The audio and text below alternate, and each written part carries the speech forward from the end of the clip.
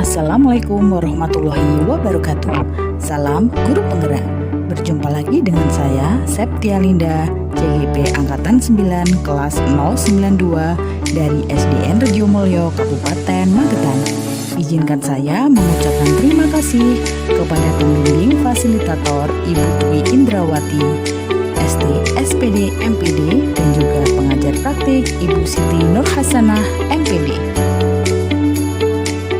Pembahasan kali ini tentang koneksi antar materi modul 2.1 pembelajaran berdiferensiasi. Apa itu pembelajaran berdiferensiasi? Pembelajaran berdiferensiasi adalah usaha guru dalam menyesuaikan proses pembelajaran di kelas untuk memenuhi kebutuhan belajar individu murid. Dan juga pengertian yang lain adalah serangkaian keputusan masuk akal atau common sense yang dibuat oleh guru yang berorientasi kepada kebutuhan murid. Jadi, pembelajaran berdiferensi adalah pembelajaran untuk mendukung semua murid di kelas kita. Kita akan belajar mengenal lebih jauh tentang pembelajaran berdiferensiasi. Berikut ini adalah keputusan-keputusan yang dibuat terkait tentang pembelajaran berdiferensiasi. Yang pertama adalah kurikulum yang memiliki tujuan pembelajaran yang didefinisikan secara jelas. Bukan hanya guru yang perlu dijelaskan tentang tujuan pembelajaran, namun juga muridnya. Yang kedua adalah bagaimana guru menanggapi atau merespon kebutuhan belajar murid. Bagaimana seorang guru akan menyesuaikan rencana pembelajaran untuk memenuhi kebutuhan belajar murid tersebut. Misalnya, apakah ia perlu menggunakan sumber yang berbeda, cara yang berbeda, dan penugasan serta penilaian yang berbeda. Yang ketiga, bagaimana mereka menciptakan lingkungan belajar yang mengundang murid untuk belajar. Dan di sini untuk mencapai tujuan belajar yang tinggi, kemudian juga memastikan setiap murid di kelasnya tahu bahwa akan selalu ada dukungan untuk mereka di sepanjang proses belajar mereka. Yang keempat adalah manajemen kelas yang efektif. Bagaimana guru menciptakan prosedur, rutinitas, metode yang memungkinkan adanya fleksibilitas, namun juga struktur yang jelas, sehingga walaupun mungkin melakukan kegiatan yang berbeda, kelas tetap dapat berjalan secara efektif. Yang kelima adalah penilaian berkelanjutan. Bagaimana seorang guru tersebut menggunakan informasi yang didapatkan dari proses penilaian formatif yang telah dilakukan untuk dapat menentukan murid mana yang masih ketinggalan atau sebaliknya, murid mana yang sudah lebih dulu mencapai tujuan belajar yang ditetapkan.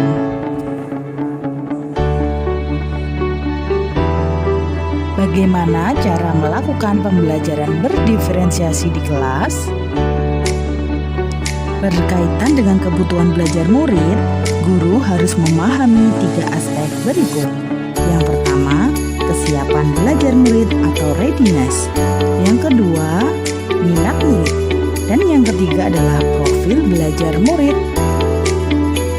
Kesiapan belajar murid atau readiness adalah kapasitas untuk mempelajari materi, konsep, atau keterampilan baru, mengharuskan guru untuk menilai pengetahuan awal dan menentukan apa yang telah murid ketahui dan di mana murid berada. Minat murid. Minat setiap anak pasti berbeda-beda. Minat adalah salah satu motivator penting bagi murid untuk terlibat aktif dalam proses pembelajaran. Dan yang terakhir adalah profil belajar murid. Mengidentifikasi atau memetakan kebutuhan belajar murid. Profil belajar adalah untuk memberikan kesempatan kepada murid untuk belajar secara natural dan efisien. Kebutuhan belajar murid dapat diidentifikasi berdasarkan cara berikut. Yang pertama, mengamati perilaku murid-murid. Yang kedua, mengidentifikasi pengetahuan awal. Yang ketiga, mereview dan melakukan refleksi terhadap praktik pengajaran. Yang keempat, berbicara dengan wali kelas sebelumnya. Yang kelima, membaca raport murid di kelas sebelumnya. Dan yang keenam adalah menggunakan berbagai penilaian formatif dan diagnostik. 3 strategi untuk mendiferensiasi pembelajaran. Pertama, diferensiasi konten. Kedua, diferensiasi proses. Ketiga, diferensiasi produk. Diferensiasi konten berkaitan dengan apa yang kita ajarkan, konsep atau keterampilan yang perlu dipelajari berdasarkan kurikulum.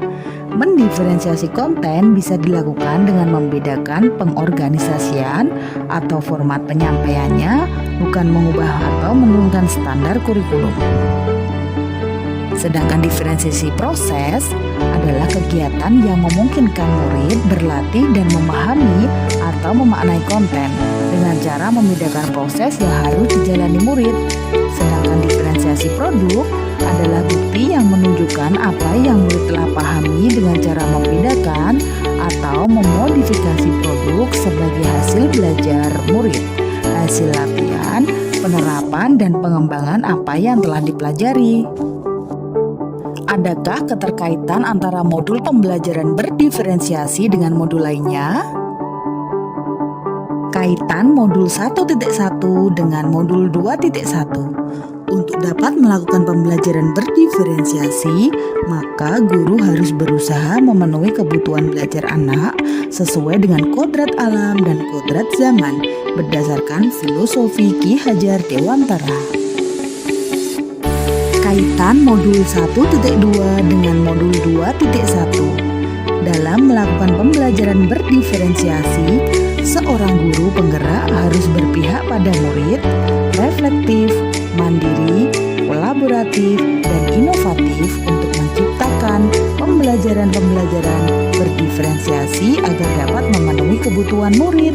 Dengan demikian, seorang guru penggerak dapat mewujudkan kepemimpinan murid dengan menuntun murid merdeka belajar. Hal ini sesuai dengan nilai dan peran guru penggerak. Kaitan modul 1.3 dengan modul 2.1.